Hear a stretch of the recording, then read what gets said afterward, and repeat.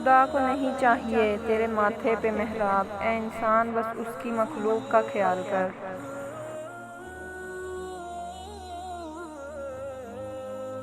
मेरी चुप को कभी मेरी हार मत समझना, मैं अपने हक के फैसले खुदा पर छोड़ता हूँ। गुनाह के दौरान मौत ना आना और गुनाह के बाद तौबा की मोहलत मिलना अल्लाह पाक का बड़ा एहसान है।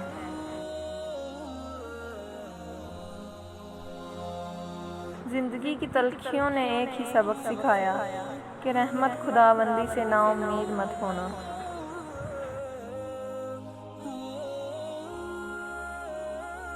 जब तुम्हें गुनाह के बाद नदामत हो तो समझ लो कि अल्लाह नहीं चाहता कि तुम उस राह पे चलो। मेरा वास्ता है उस खुदा से जो मांगने से पहले अता करता है।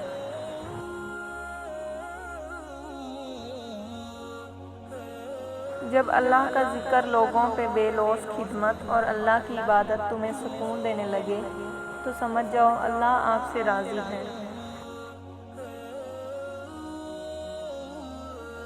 मौत से सब ही डरते हैं मगर मौत देने वाले से कोई नहीं डरता।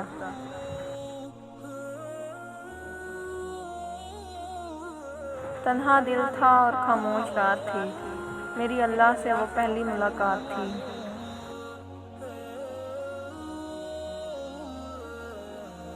खुदा ने नमाज में भी सजदा सहू रखा है और लोग एक गलती भी माफ़ नहीं करते।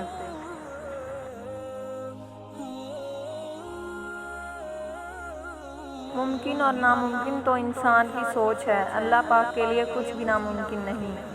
इसलिए हमेशा दुआ करते रहो कि कौन जाने आपकी दुआ कब कबूल हो जाए।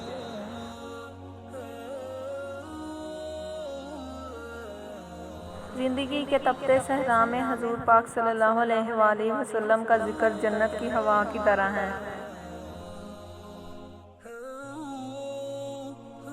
सबसे अच्छी तलब अल्लाह की तलब है और सबसे अच्छी याद अल्लाह की याद है।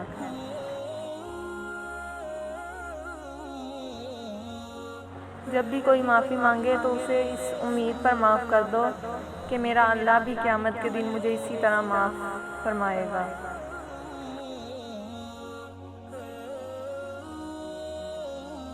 मेरे अमाल के बदले अगर कुछ मिलता तो शायद आज मुझे कुछ ना मिलता।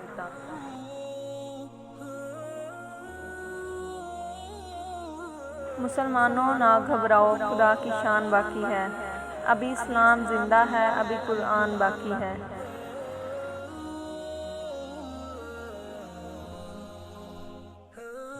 या अल्लाह आजमाइशों के काबिल नहीं हैं हम, बस अपनी रहमतों से नवाज दे।